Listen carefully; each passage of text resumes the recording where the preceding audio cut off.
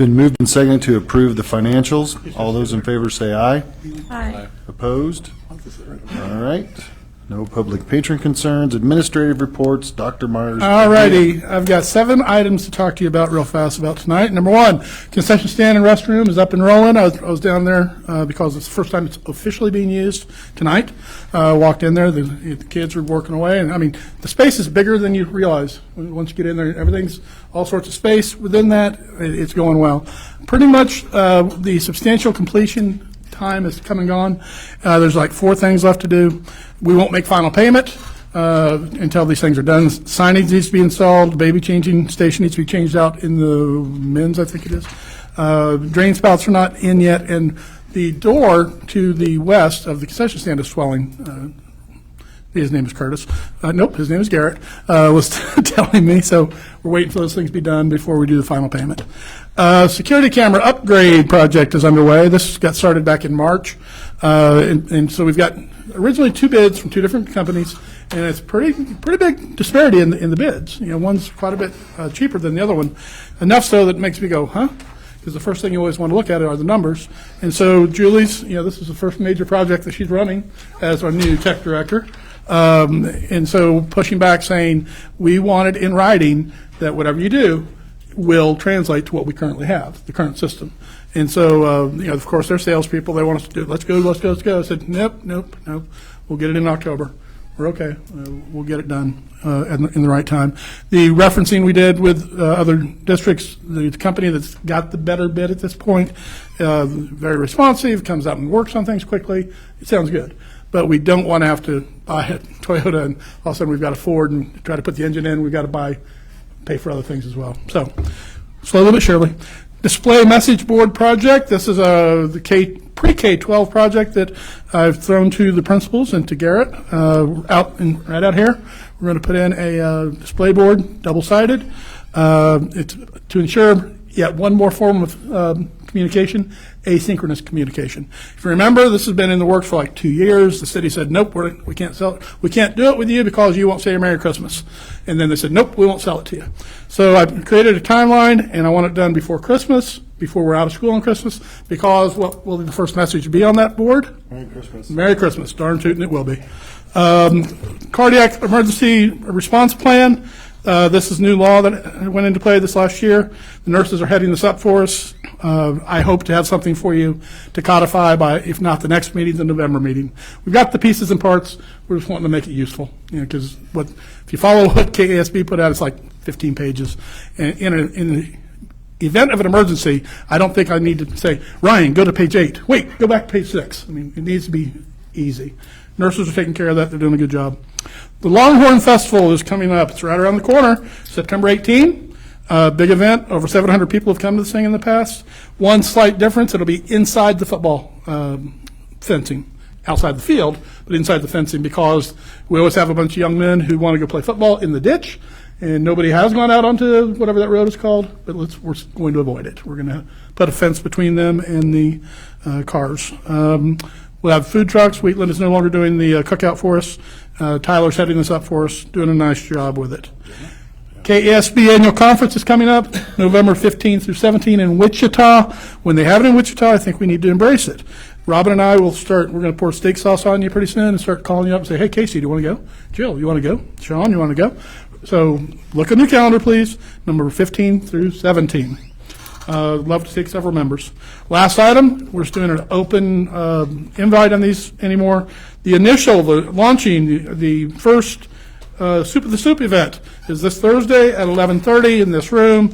If by sheer, fantasy, 4 people show up, I'll have one of you go sit someplace else, because we can only have 3 at a time, if we're doing board stuff. But yeah, you can see you won't be able to get the world's best soup, but it's a great opportunity just to have a dialogue with people. And from those conversations, we put up the what if boards that'll be up there on the forum, and ideas come out of those. So a couple of you have come to these. And it's a good substantive conversation. What soup is being served? Cheesy potato soup, 2 versions, one with cheese and one with shrimp and hot flakes. And no, I don't measure anything, so it's usually a crapshoot. But then also Robin always gets Subway sandwiches for us. So. Oh, that's new. No, it's not. We've been doing that for a while. Since I came. Yeah.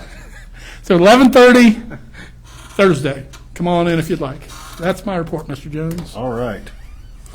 Well, then we will move on to administrative reports for buildings and grounds. Nothing further. Okay. Transportation. I have nothing further. Okay. Monica, food services. I actually have something today. While she's doing that, I do want to back up. The first time for the varsity football game is homecoming, and if you guys would like to, volunteer your time and come in and just work the concession stand for a quarter, differently at different times, come on The in. goal was to think we need to, and be there and kind of christen the concession stand. I mean, at least go up there like we did. Yeah, thank you. I just think we ought to do that. I mean, we can all come up there and serve Monica. different times Yeah. and wave popcorn and if I can, we'll have somebody sponsor the popcorn so it'll be free that night. Now, wait a minute. Okay? If you can make it, make it. Taco meat. Was there a group? Idea. Was there a group signed up to do it that night? sir? Yeah, the Halo is, but we would not displace them. Okay. You'd be just, if you want to come in. The money would go to the Halo. Okay. We're Okay. doing a taste test. Monica has been working for about a year or so on a locally sourced beef project. And when she first came to me about that, I said, well, tell me about it. It's a grant program from the KSDE. We said to find a local beef and then get it butchered up. And I had talked to Matt about this because he does ranch stuff. And he had some fancy phrase I didn't know what it was about. You got to be able to tell exactly where the cow is at all points until they show up on your plate. So I was talking to Monica about it. I said, yeah, but can you really tell a difference? I mean, hamburger's hamburger. She didn't laugh in my face, but she pretty well laughed in my face. So I said, well, at some point in time, I'd like, when we get this up and going, I'd like to see, we'll do a blind taste test. And so once again, she laughed at me. And so last week, she brought in a blind taste test. She had a plate with silver foil over the top of it and 2 types of hamburger. And that's what you have before you. So we'll let you guess which is locally sourced and which one is not locally sourced. Twitter X or the. Take a look at those. Hint, Take a look. That's called agent source. agent, thank you. A little hint to you, the one that looks like rabbit pellets is not the locally sourced. But that's just what we've had. So, Yeah. We've had a beef substitute that's fully cooked. But with the local foods for schools grant that we got this last year, we're able to buy local beef. It has to be within 400 miles of our school. They have to be able to tell us where where it's raised. So we did get one so far, from Ryan and Andrea Artery. We're hoping to buy at least 2 more. And then we really want to try to keep using fresh ground beef. just taking a look at it, she gave me a taste test. I expect our usage to go up when the kids hear hamburger, versus rabbit pellet. It's perfectly legal what we're selling. Everybody's vote. Looks like goat pellets. Big X, yes. Absolutely. Yes. It makes a difference. It's a big difference. Other stuff is. Is there a big price difference? No, the one I looked at it before, the fresh ground beef is actually cheaper. Can have my rabbit pellets too. The only thing is, processed. right now we're cooking it in the oven, baking it in the oven. We don't have the correct fire suppression system in our kitchens to be able to cook it in our skillets. So hopefully we can get those put back in the kitchens. And in our research of that, sometime BS before Scott, they took them out for some odd reason. Yeah. And so she's got a nice big tilt skillet. Garrett's gathering prices. We're going to look to see what it costs to put the suppression system back in, because in order to have open, not flame, but grease, Right. you have to have it ready to be That was one of suppressed. those Obama regulations. I have no idea. It's just we're going to fix it. Yeah, so they took out the- When it happened, you need to die from fire. Yeah, so we're hoping. And I do want to thank you, Monica, for your leadership on this, because it's easier to do nothing than to do something different. She did something different and has improved our, I think, the quality of the meals coming down the pike. Thanks, Monica. All right. Both of them were pretty good. Technology. What the hell is wrong with you? Technology. Both of them are pretty good. All right, we'll move to the principals and Mrs. Albright. I like food. I don't think he meant to say, and move to the principal with Mrs. Albright. I don't think he meant to say it that way. I didn't. We're hoping for more food. I will second. No, it's coming. I can hear you, but I don't think that you. There we go. I will second the meat. The students noticed right away that there were no balls on their taco burger. And they were hesitant to taste it, actually. But then they've really enjoyed all of the meat option meals that we've had. So we're loving it, too. I wanted to highlight one of the things in my board report, our ASQ. We got dinged and then not dinged Thank you. very Yeah, not quickly dinged. Almost dinged. for in the spring, and because we supposedly didn't have our 50% of our families completing it, but this year we took the time on the first half day to not have kindergarten and preschool students come in. Instead, the family members came in to complete the survey, and so 3-year-olds were sitting right about 100%. We have, I think, one new family that joined, and so we have to get them to complete that survey. 4-year-olds, we have 67%, and kindergarten, we have 85% of families who have taken those surveys. So Explain what the survey is, please, Amy. it's ages and stages questionnaire. So there's 2 different questionnaires that they have to take about their child's progress and things that they can and can't do, motor skills, things like that. And then after the parents answer the questions, it kind of rates them in all the different areas and gives them a score, and it will show if their child is falling below the cut score or not. So then our teachers have been working on making phone calls to all the families of the students who have flagged areas below the cutoff, and then we'll share all those reports going home this week. So that will all be finalized by September 20th, because that's our last day to have them take that. So. And there's nothing, I mean, it's a fine survey to do, but it's absolutely wrong-minded and should not be a part of accreditation. And yet it is a basic compliance, and because we don't control who comes to school before the age of 6. So I continue to rage against the machine on that. I'm fully in favor of early childhood. I'm not fully in favor of that being a compliance issue.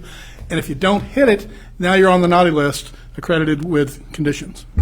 But Amy and her leadership has done a fine job. What did you say, 87%? 85 for kindergarten, which is the only grade level that they actually look at. So So good on you, Ms. Albright.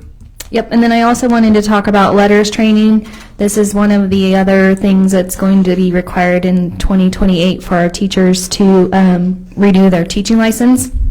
They have to get the seal of literacy in order to renew, which means either taking the letters training course, which is a 2-year course, so it's basically like a college class for 2 years. It's very in-depth learning with lots of homework and case studies with students and all that. Or you can take a literacy exam and pass that to get your seal of literacy on your licensing. So I actually have 8 teachers and myself who are taking that training right now. Some of them are doing it virtually through TASN, and others we are doing it where we go in person 5 times a year, 4 or 5 times this year to Southwest Plains and do that. So we're starting our 2-year trek, and it's intense. And currently, it's being paid for by the KSTE. And when she said teachers would have to have this be relicensed, that's not all teachers. That's elementary teachers, reading specialists, school psychs, SPED, and elementary principals. Mm-hmm. Right. And also, they've come out with another pile of money saying, does anybody want to have a local trainer? Yes, we do. They raised their hand and said, yeah, we want to do it. And so I'm vying to get 2 local trainers. Right now, we have 4 people who could qualify to become trainers. And so I don't know if they'll say okay to getting 2, but we'll have 1. And we've got 2, well, we've got 4 really good candidates. And so we're talking about that at this point. So we will be self-sustaining down the road. So That is all I have. Thank you, Amy. Randy Tyne. Is that better? that's much better. Thank you. Your intonation contour went up. I'm sure that indicated This is a excitement. different region of my vocal cords. That a boy. I was actually going to talk about letters training too, but Amy did a great job, so I don't really have to go through any of the details. I'll just say that I have 3, let's see, I have 4 teachers plus me that are starting our year 1, and then I have 2 teachers that are in their year 2. And we just did our first session homework this evening. So it is, we set some timelines for ourselves so we make sure that we have our module 1 done before our first meeting. So it's lots of videos and learning, and then you read it, and then you take an assessment on it. So yes, very intense. I would second that. So I thought I would highlight something from my last board report. I talked a little bit about iReady and the professional learning that we had on that. iReady is our new math resource that we're using to teach math. And one of the big things that they talked about was the try it, discuss it, apply it. And I think I highlighted a little bit of that last month. But some of the things that I really like about this is that for the try it, they are doing that independently. They are doing it without a book. So they read the question. There's a 3-read strategy where they are just trying to get an understanding of the story, I guess. What we find that kids like to do is find the numbers in the word problem, and then they try to do something with it, typically add. And so by looking a little bit closer at what the meaning of it is, we're hoping that they will develop, obviously, some better strategies for solving problems. But also we are trying to tie it in with our reading, and one of our big goals at Holcomb Elementary, after Wiley is working on fluency, is summarizing. So this is a great way that we can tie that reading and math together, because being able to summarize that story problem or that math story, whatever your way of talking about that is a really good thing, and we could tie those together. Then they go into discussing it. So after they've tried to solve it independently, then they talk about their strategies and why they did it this way, and practice that math vocabulary, doing it with a partner. And then there's the teachers doing a lot of questioning at this point, not telling. And so one of the big things that our trainer talked to us about is that we should not impose our way of solving the problem on the kids. We should give them that opportunity to think about it and problem solve on their own. It doesn't mean that we're not going to show them strategies within other parts of our teaching, but during this one in particular, we're trying to get them to just challenge their thinking and become problem solvers. One of the things that we sometimes have a challenge with is kids wanting to persevere through something that is hard. And so I think that, when we learned about this, it seems like something that will help with that, hopefully. And then the last part is apply it. And so then they do a couple together with the teacher, and then they do some on their own, and they try to look at similarities and differences in the ways that they have solved the problem. So just lots of really good stuff. We're excited about that. That's a big thing that teachers, they all have a poster on their wall of that, because that is consistent throughout the entire resource, is that is how they would start a new lesson or new concept. That's pretty interesting when you take into account what's happening with letters. More a phonics approach, more a specific way approach, versus more of a holistic approach. Interesting. Well, and I would say that this would be the application of it. So, yes, it's more specific as far as the phonics within reading, but this would be what I would say where they are applying their reading skill and practicing those skills. Thank you. All right, Dr. Helton. Dr. Helton, who wears a tie. My little buddy wears a tie. I had a good meeting. Amy was part of it too. We met with a representative from Otis. It's a software program that, or a software company we're working with to help us develop a portfolio for our individual plans of study for our students, K-12. And the part that they're working on right now is making it available where eventually parents will be able to log into it, see their career interests of their kids, how that's evolved over time. They can see their FastBridge scores in one spot. They can see state assessment scores, all that being one location instead of having to go through multiple avenues. But it was a good meeting. I like the template they shared so far. Right now, what we've had to do is kids just, they talk about it when they come back from their field trips, or they fill out a survey, and then we have that data in the front office, but maybe it's not necessarily communicated with families. But I like the template that they're building with us right now. I don't think don't have a date yet when that'll be finalized, but we're closer than we've been for sure. So that'll be good data for families, parents to be able to have as they're looking for options down the road for high school and beyond. And the genesis of this utilizing Otis is to provide a data dashboard to the teachers so that they don't have to go searching for information. They can just pull it up. So bring up Scott Myers' name. Here's all the data that goes with it. And then that was an idea we had several years back. So we went out and found a company, Ed Insights from Harris, engaged with them, and they continued not to fulfill what we were asking. And so Jerry found Otis, and now we're utilizing it for the data dashboard, but also, in my mind, I think one of the most important things we do is the individual plans of study to help create this digital portfolio that will follow the kid all the way through. Keisa says it has to be through 6th or 8th through 12th. I can't remember which one it is. And like Tyler already said, we're going to go down to kindergarten. Why not? Why not do that? Any of you associated with the comic strip Dilbert? You know about that comic strip? Okay. There's a piece in this one. This is, you learn stuff. In Dilbert, it's engineers and they do coding and whatnot. These two coders, that's Dilbert and his buddy, go to the salesperson, and the salesperson says, I need this, I need it to do this, this, this, and this, whatever they're doing.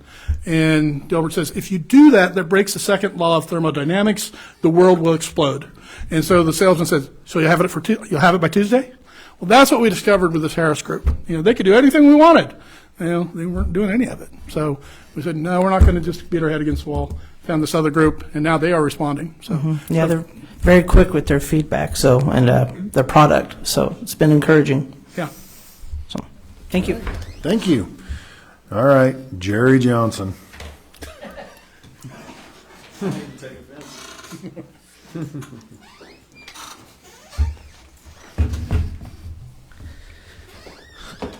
That's how my kids call my name, and that's their excited voice, so I'm really excited about it. Two things that have talked about FastBridge testing. We finished up all of our FastBridge testing at the high school level. Really excited about some of the data that we're starting to see. Really kudos to Brianna Tucker and Rachel Davis. They've been pouring over the data, and Rachel Davis sent this over to me over the weekend. Rachel, we hired as our Tier 2 interventionist, and she's been dynamite with that. Her and Mrs. Tucker have been really getting together and looking at each individual student and the growth we made. 9th grade A reading. So A reading basically says, how fluent are you as a reader? Can you read fluently passages, sight words, understanding, all that kind of stuff? We saw growth from last spring to fall, 57% growth with our A reading scores. For freshmen, auto reading. A reading is our comprehension. So if I read something, can I comprehend it and answer questions back? We saw a 64% growth from last fall or last spring to this fall with it. So it shows really that's middle school, like how well the middle school did with that, and we just kind of reaping the benefits of it. 10th grade in the A reading score was a 62% growth. A reading was a 76% growth. 11th grade, and this was probably, they had the least amount of growth, but they're the highest level that we had. 49% growth in the auto reading, and A reading 72% growth. The 11th graders, when you're looking at overall benchmark, how many students do we have reading at grade level? 71% of our juniors are reading at grade level, tested in the fall, and that's a big number. That's probably as big as, since we started doing the FastBridge testing, that's the best I've seen here at the high school, for sure. And so kids are really starting to buy into it. Teachers are buying into it, and so kids are buying into it. And I think some of the supports that we're putting in as far as doing the intervention classes and stuff, it's making those tests more valid because students are really trying on those tests with it. The other thing that I was going to bring up is our IPOS. We had a meeting with all of our students last Wednesday and kind of rolled out what our vision is for IPOS is going to be. Eventually, I'd like to present that to the board. But one thing we're doing this year is all sophomores through seniors, we're asking them to go to one Western Kansas showcase. There's 8 of them throughout the year. The first one is Ag Leadership. That's going to be next Thursday. We have 24 students signed up for that, and that'll be down in Montezuma. And so what these Western Kansas showcases are, it's area businesses that are put together.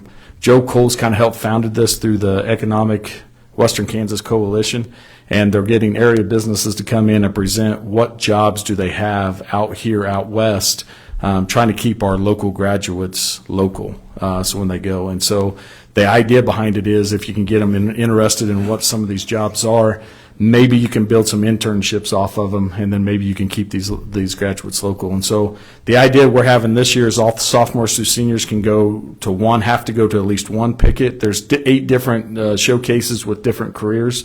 You can pick up the 3, though. So if you're a student that's like, I really don't have any idea, like my senior son has no idea what he wants to do, but knows he doesn't want to be in high school anymore, he needs to figure it out because he's not living with us forever. So he's going to go to at least 3 so I can kick him out and go on to something else and slowly not have to pay as much. So. Question for you, Jerry. How often do you have your student meeting? Is that every Monday, every other Monday, when they all go in the auditorium? Every 2 weeks. Okay. If you've never had an opportunity to be there for that, I would recommend you show up for that. Just, to see it. One of Jerry's absolute strengths, he's genuine. He speaks from the heart, and he speaks the truth. And so, he gave kudos to the kids and the staff for the increase on the FastBridge results. That's fine, that's good. But it begins with the leader, because he explained to the kids, this is important stuff. And here's what from your results, we utilize that data and we do this. It might be a good idea for you to try hard on this. One of the biggest issues that happens in high school, and I've been a high school person for 38 years now, people talk about test apathy. Well, Jerry, you can't make people care, but if you say, this is important and here's why, and treat them, speak with them as on adult levels, they're responding. So it doesn't happen in a vacuum. That's good leadership. Thank you, Jerry, for what you've done. Going down to Max Chances? Say what? You going down to Max Chances at Montezuma? I think so. No, not, he's going to be there and he helps fund it, but it's the feedlot that's out there. High Plains. And so It's they did Jill. it last time, I think they had to move it because they outgrew that place. It's going to be at the community center, I think. Right, but Jance is going to be there and the High Plains is still going to be there. We got to go to the High Plains whenever we get it this summer. And they have a really cool, Buy some beef while you're there. processing, is that what you call it? The indoor processing side of it? It was really cool. Yeah, that's the fun part. You get crapped on. All right. Thank you, Jerry. Let's move to unfinished business, and we're going to introduce new teachers. Well, in order to beat the record, I'd like to take all the final items, just do them as one motion. No, I'm joking. You can't do that. Every year we have new teachers come to the district, and this year we have new teachers come to the district, and it's important for you to put a name and a face together. So we'll go with. I'm sorry. You want to start with me? Sure. What do you have? Yeah, I didn't think so. Randy. Okay. And we don't have everyone here, but we'll get other people here over the next month or so. Yes. So first, I would like to introduce Rebecca Stevenson. So Rebecca is one of our new third grade teachers, and she comes to us from Missouri? Arkansas. Well, yes, Missouri, Arkansas, yes. Yes, and was able to come back. She has family in Johnson, and so that brought her back to our area. She had been in Garden City prior to moving away, and so we are very excited that she has joined our staff and part of our team. So this is Rebecca. Welcome. Okay, and we do have another new third grade teacher. She was not able to be here tonight. Her name is Shaylee Morford, so hopefully if she can come next month, I will introduce her and tell you a little bit more about her. Moving into fourth grade, we have Melinda Levine. So Melinda started with us last year as a student teacher in 5th grade. She worked with Mrs. Wallace for the first semester of school. And then whenever we had some openings, she reached out. And so she is one of our new 4th grade teachers. She's from Ulysses. And so she does make that commute every day, but we are happy that she's chosen to be in Holcomb with us.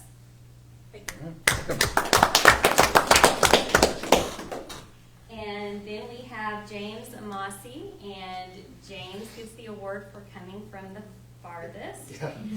He is here from the Philippines, and hopefully is starting to get used to everything. He's had some sick kids recently, so they're getting used to all the germs too, I guess.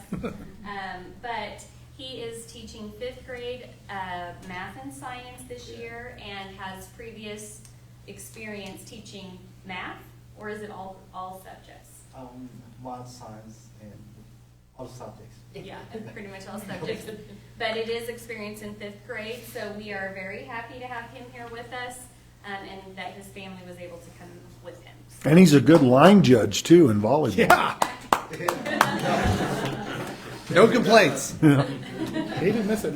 No, he didn't. Took it very seriously. Yeah. Welcome.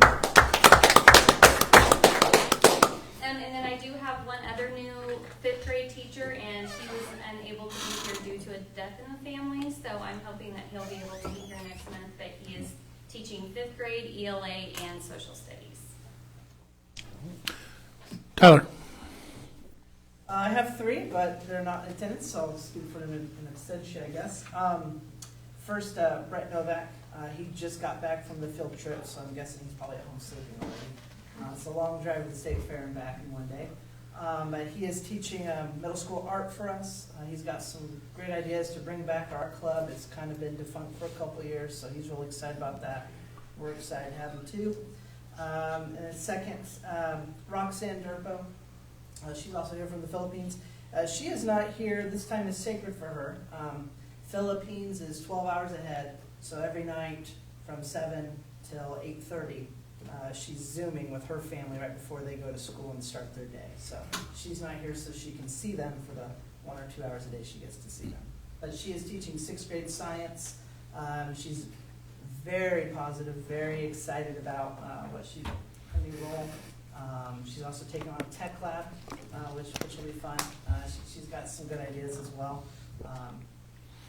I've been taking her, but every morning we've been not carpooling, it's been one way, but she's going to get walking here. She asked when it turns cold. I said, we still got some weeks to get a coat.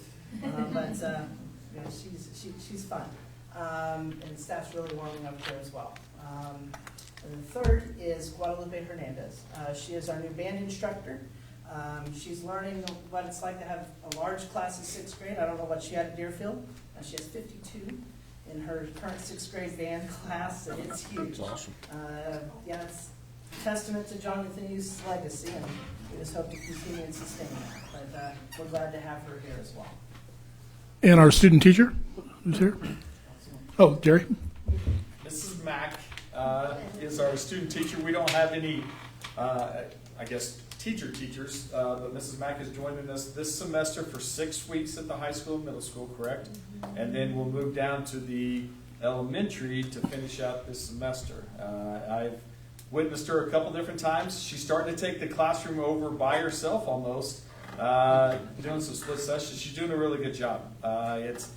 She's been a trooper in the fact that she's come to every single one of our professional development at the beginning to really get the experience, even when you didn't have to. And so the future's bright for somebody that to get her, because she's really dedicated to what the profession is. So it's been really cool to see. She's done And the subject matter, Jerry?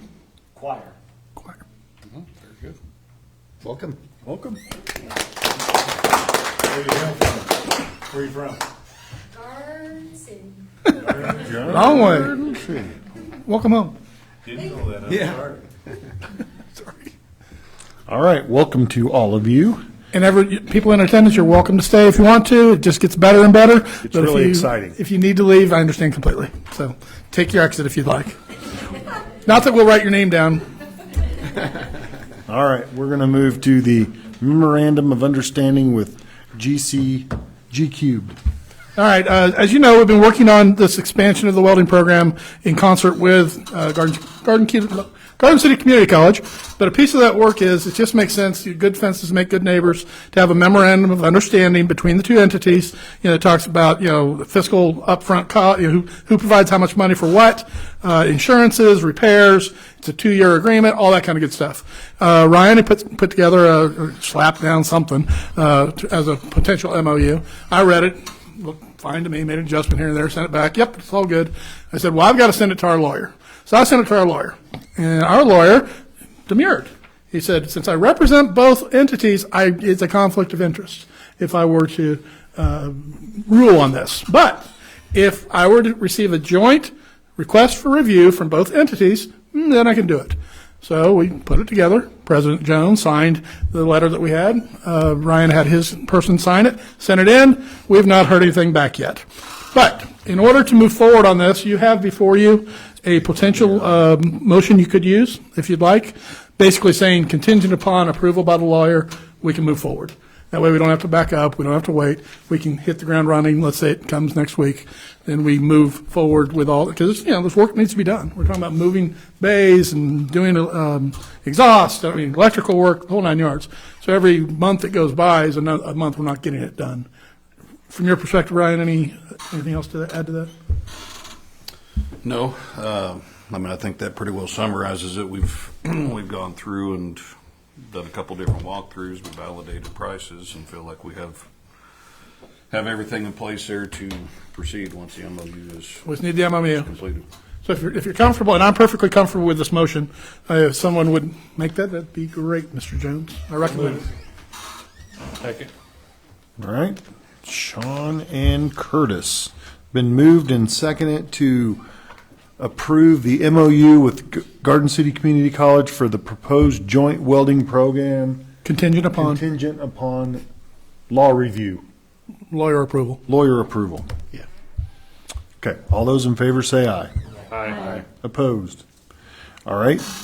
Virtual school handbook adjustment. As you know, we're into our second or third year of operating the virtual school, and this is basically, it's been pivotal to keep our kids from just either dropping out or going to a different virtual school. They stay with us. You have about 11 to 14 kids in a given year. They don't just get to pick the grapes and do it because they want to. There's a whole process. Jerry and Amy Wickwer and Melanie Gifford, they use to have a kid go into the virtual school. Someday I'd like to grow it, but right now we're at the high school level. Amy attended the Counting Kids Symposium, workshop, whatever, the other day, and came back with, hey, we need to add a few things to our handbook, so that we're doing everything absolutely kosher. So nothing else changes in the handbook, but these 3 things that I'll talk to you about right now. One is that you have to have 2 mandatory attendance days, 6 or more hours each. It's a state mandate requirement. It does not have to be 6 consecutive hours, so come in for an hour, go away, come back for 2 hours, go away. Students must log to their 2 mandatory 6-hour days before deadline to be allowed to continue attending the virtual school. So if a kid says, nope, I'm not doing it, well, he or she is no longer in the virtual school. We're going to pull them over and put them, play by the rules. Second one, they have to be making adequate progress. If they're truant or they're tardy or just not doing the work, the mechanism is in place now. We pull them back over because if they don't get back into good standing. The last one, basically, this is yet another attempt to privatize education, as far as I'm concerned. Due to the new law this last year, basically it says virtual student kids can participate in other or extracurricular activities. Previously, an individual district said, yeah, we'll do that, or no, we won't do that. Now, thou shalt do that. One step even further, though, it's not in our handbook, but just say about the proclivities of the law is, let's say we have a kid who sleeps here in Holcomb, but is a member of a virtual school somewhere else and wants to be in our band, come on in. You get to play, even though they're not a part of us at all. And so it's really trying, in my mind's eye, the people who are pushing this will say, well, yeah, it gives more choice. Okay, it does give more choice. My attitude is, if you want to be with us, be with us. If you don't want to be with us, don't be with us.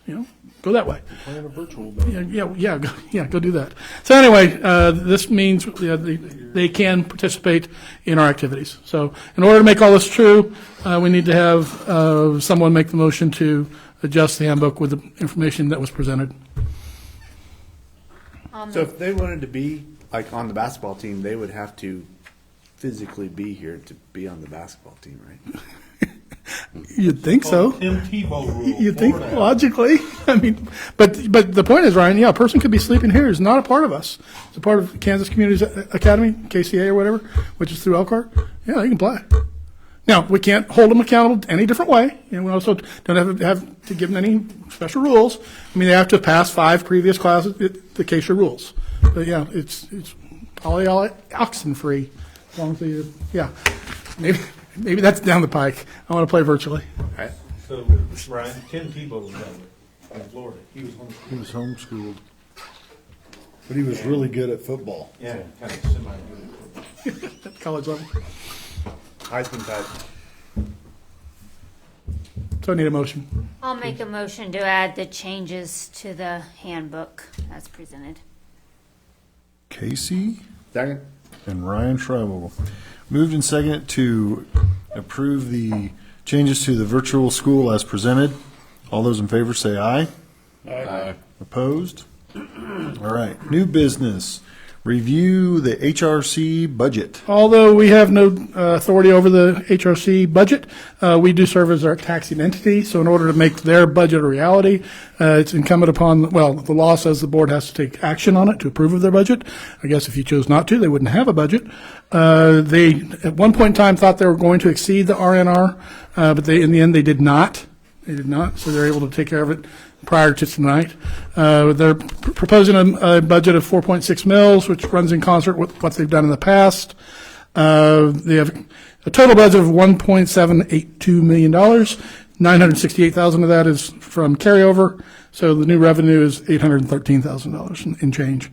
In order for them to have a budget, the law says the USD 363 budget board has to approve of it.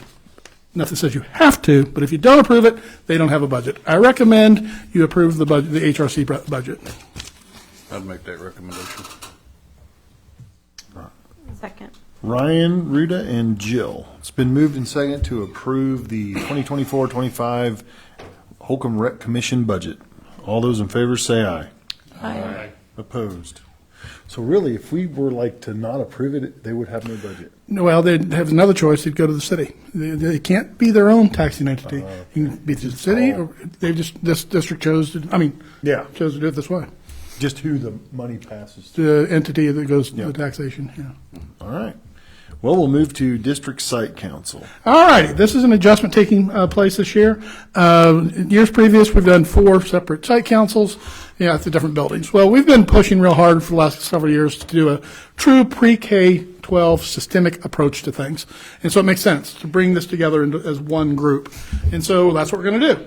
We're going to have 4 of these this year, see how it goes. It could expand, it could go backwards. But the first one, and you guys are welcome to attend. And in this scenario, you can be there as a patron and not a board member.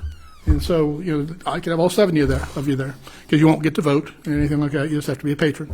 And what it is, the idea of getting everybody to understand what's going on throughout the district. So some of the initiatives that are taking place as we speak that we'll discuss is like the use of the barn, the MTSS work with ELA and MLA, or math, rather, teacher clarity, which is a pedagogical approach to teaching, student engagement, use of formative assessments to inform instruction, and best practices. New work that this group is going to tackle is, as I've talked to you previously, the district strategic plan, which is, I'm working with Steve Carlin on that, to launch sometime in early December. And so this sets the table to get some people in the know. And then also, they want their input on the display message board that we've talked about, brought up multiple times. So the initial meeting is Wednesday, September 25th, across the way in the Holcomb Longhorn Learning Lab. And November 20th, and I'll give you these dates again later on, we'll be at the middle school library. The Wednesday, the 26th of February is in Wiley's art room, and April 30th is in the media room at the high school. These are all at 5 o'clock. I'm thinking we'll buy pizza. We're trying to get a big crowd to these events so we can get a good, substantive, two-way engagement taking place so we can continue with our progress working as a district as a whole. So you're all invited. I'll remind you about it as we get closer. It's right around the corner, though. Soup. Not soup, pizza. All right. Well, let's see, 7 minutes or 10 minutes? 7. 10. Well, you want 7 or 10? I can do it in 7. Okay, so I need a motion to go into executive session. We'll go in for 10 minutes. To include Dr. Myers, anyone else? Principals as needed. Principals as needed, and we'll do that at 7:55. So you're taking So a moved. 7-minute break. Yeah. Okay. So moved. Jill? Not going for the record. Record, I forgot that. Ryan Rue. Moved and seconded to go into executive session for 10 minutes, starting at 7:55 with Dr. Myers and principals as needed. All those in favor say aye. Aye. Opposed? We're never going to break the record.